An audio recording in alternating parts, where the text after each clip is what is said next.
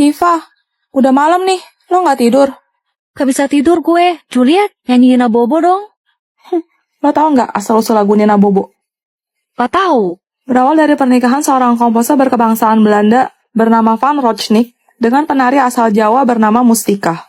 Pada tahun 1871, mereka dikaruniai seorang anak perempuan yang mereka beri nama Helenina. Oh, makanya dipanggil Nina. Waktu malam tiba, Nina susah tidur.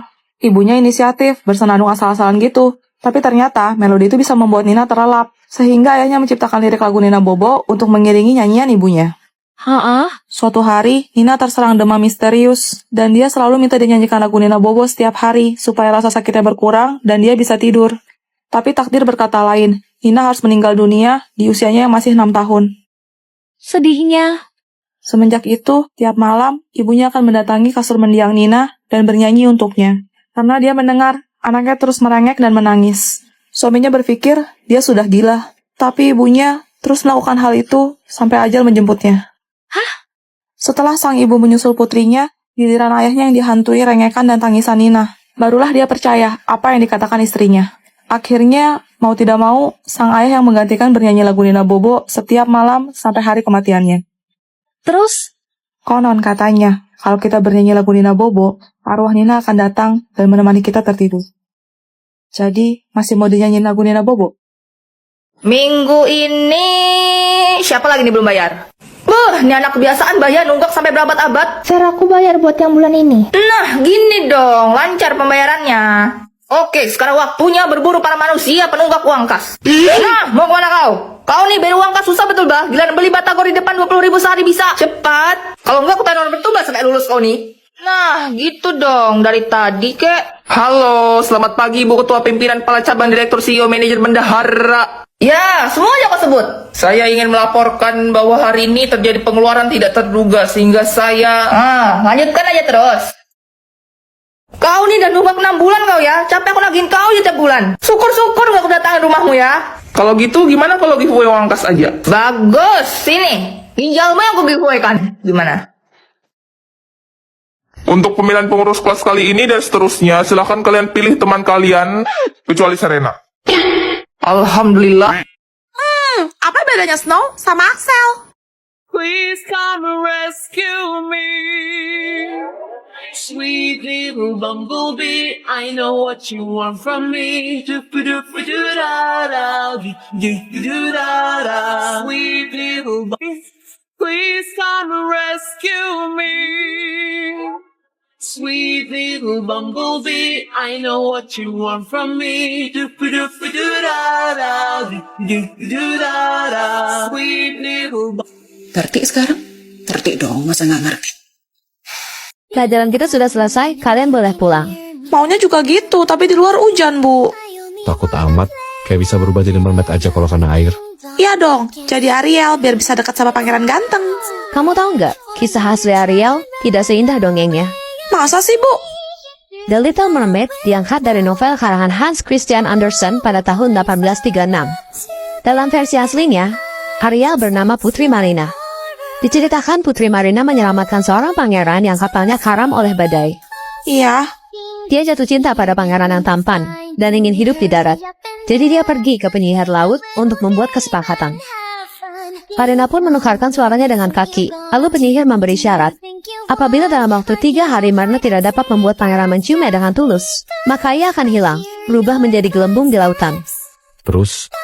Setelah itu, Marina memang mempunyai kaki, tapi ketika ia berjalan, telapaknya terasa sangat sakit, seperti disayat hingga berdarah. Ia juga dibekali pisau belati, yang ia sembunyikan baik-baik di balik rambutnya. Buat apa? Kalau ada yang mengetahui identitasnya, demi keamanan bangsa lautan, dia harus melenyapkan orang itu. Hah? Tapi selama di daratan, Marina tidak dapat berbicara. Pangeran pun salah sangka, kalau yang menyelamatkan nyawanya adalah putri dari kerajaan seberang, dan memutuskan untuk menikah dengan putri tersebut. Sedih banget. Akhirnya, waktu Marina pun habis.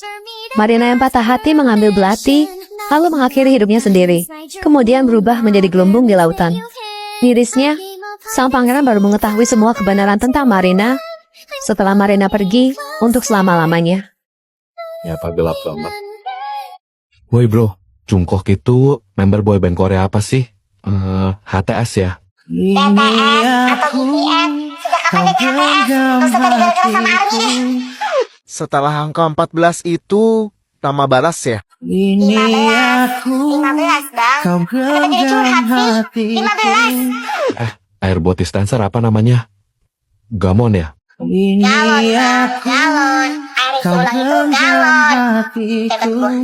Aduh, Robert mau ngecas. Butuh buatan colokan listrik itu. Lost kontak ya? Ini aku. Kau genggam hatiku. Kalau hujan becek di jalanan itu jadinya kenangan ya? Ini aku. Kau genggam hatiku. Aduh, pengen gue macet nih. Kayaknya cintanya habis deh. Ini aku. Kau genggam hatiku. Besok udah hari Senin ya? Berarti lusa hari Selasa ya? Ini aku. Kau genggam hatiku. Jadi besokannya hari Ragu gitu. Ini aku. Kau genggam hatiku. Di bahasa yang terkenal tuh apa sih? Masih udah jadi bubar ya? Ini aku. Kau genggam hatiku. Garam itu rasanya asing ya. Ini aku. Kau genggam hatiku. Sekolah Upin Ipin di mana? Tadinya mesra ya? Ini aku. Kau genggam hatiku. Celo, itu Hello Kitty kan? Hello Kitty, Ma, bukan Hello Kitty. Ajarin Mama dong, Celo, please. Kata ibu-ibu di grup WA Sultan, kita bakal bikin tren itu pas acara bukber nanti. Ini aja Celo salah mudah tadi, Ma.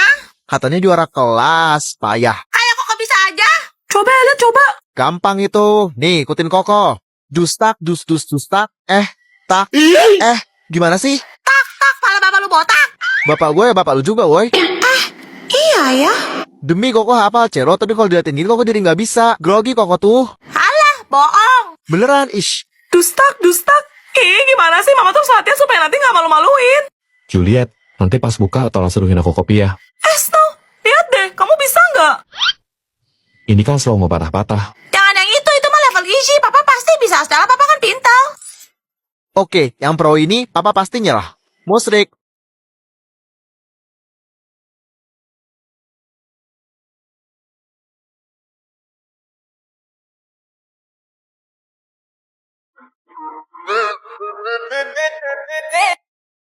Hari ini kita latihan membuat puisi dengan teman sebangku kalian. Gimana kalau kita bagi aja tugasnya biar cepat kelar? Kalau gitu beda lah tuh nanti isinya. Buah hati. Begitu istimewa. Bahkan kata pertama yang diucapkannya. Ayo nguli. Tidak gentar menghadang terik sang surya di tengah hari. Demi Hello Kitty dan Shaun the Sheep. meskipun hari-hari terasa berat, Dengan kaki mungilnya yang kering kerontang. buah hati. Yang menjalani hari tanpa adanya beban. Hanya dengan makan, tidur, main, dan Ngebor jalan, melintasi samudra dan mengumpulkan ketujuh Dragon Ball menjadi kesehariannya. senyuman dan tawa dari wajah polosnya dengan giginya yang Hitam gelap dan kerasnya perjalanan tidak mengentarkannya untuk terus. menerus dan merengek kepada ibunda untuk melahap. Aspal panas, tetap tangguh bernyali di jalan yang penuh. Odong-odong. Terima kasih. Diam nggak dia mama cari papa baru nih. Piu. Mama jelek. Nanti kalau Elliot udah gede, Elliot bakal culu istri Elliot dan yang cantik-cantik aja tiap hari di rumah. Mana mungkin? Istri kamu tuh habis nikah harus beberes rumah, masak, cuci baju, belum lagi jagain anak kayak mama gini. Ditinggal mandi aja, jerit oe-oe, pakai acara moda dan cantik segala. Mang ya, bisa. Loh, kan ada mama. Nanti mama yang beberes, masak, cuci baju, sama ngurusin anak aku lah. Loh, terus istri kamu ngapain? Istri aku ya bebas mau lakuin apa aja suka-suka dia. Nanti semua gaji aku bakal aku kasih ke dia buat belanja. Kamu sadar nggak? Kamu terlalu manjain istri kamu. Coba deh mama pikir. Cari istri sekarang tuh susah tau ma. Makanya aku gak bolehin dia kerja. Lagian nih di keluarganya juga pasti jadi princess. Mau kerja gak ngapa-ngapain. Terus kenapa dia harus kerja di keluarga kita? Emang ya? Kamu tuh persis kayak papa kamu. Mulutnya pinter banget ngejawab. Lah terus kalau kayak gitu, kenapa mama harus kerja keras di keluarga ini? Kok tanya aku? Kalau mau protes sana ke papa lah. Kok gua? Nah, kok kosong sih? Tante Tifa, skripnya mana? Iya tante, kok hari ini belum ada skrip buat kita? Kalau kamu nggak nulis skrip, kita nggak bisa mulai syuting video dong, Tifa. Lo kenapa galau? Sembelit ya? Enak aja, aku tuh lagi sedih tahu. Sedih kenapa, Tifa? Bilang sama aku, apa mana yang menyakitimu? Curhat dikit boleh gak sih? Nih, kalian lihat sendiri aja. Mana? Hah? Jadian nonton kita sebanyak ini? Tapi kok mereka nggak subscribe sih? Subscribe channel, subscribe. Padahal tinggal pencet tombol subscribe aja, dan itu kan gratis. Wajar nggak sih? Aku merasa drop, lemes, capek banget aku tuh. Padahal aku udah nambahin konten. Dari 3 jadi 4 video tiap hari. Demi kalian. Tapi... Persentasenya terlalu jauh guys. Kalian bisa lihat sendiri. Yang nge-subscribe tuh cuma 36,9%. Sedangkan yang belum subscribe tuh 63,1%. Jujur, kalau ngeliat data angka real gini, rasanya males. Kayak ditampar kenyataan. Waduh guys, please subscribe. Bisa gawat kalau autor kita nggak nulis skrip. Karena kita nggak akan bisa ngonten kalau autor kita mau kerja guys. Iya guys, ayo subscribe supaya autor kita semangat lagi. Ayo, klik tombol subscribe guys. Dan jangan lupa nyalain lonceng buat notifikasi video terbaru juga. Jangan lupa. Pelajaran kita sudah selesai, apa ada pertanyaan? Bu, tahu Thomas gak? Temannya Jerry. Ih, bukan, itu kartun kereta lucu tahu. Kalian tahu nggak? Kartun Thomas itu menyimpan kisah yang benar-benar mengerikan. Serius bu. Thomas merupakan kereta uap yang diciptakan di Pulau Sodor pada tahun 1915, tepat ketika Perang Dunia Pertama berlangsung. Penggambaran cerita Thomas menunjukkan sisi gelap perbudakan yang terjadi di masa itu. Masa sih? Dalam episode yang berjudul Cerita Sedih Henry, saat ia sudah tidak bisa bekerja lagi dan dirasa tidak berguna, Satpam sang pemimpin stasiun dengan keji mengubur Henry hidup-hidup.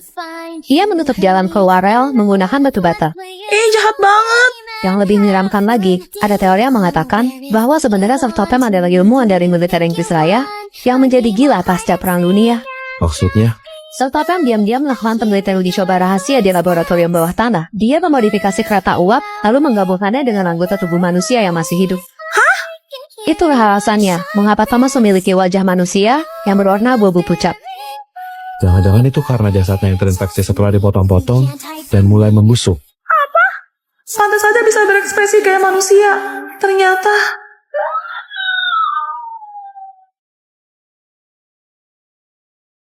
Kayaknya enak. Bagi dong, Celo. Hah? Udah habis, Lova. Ya...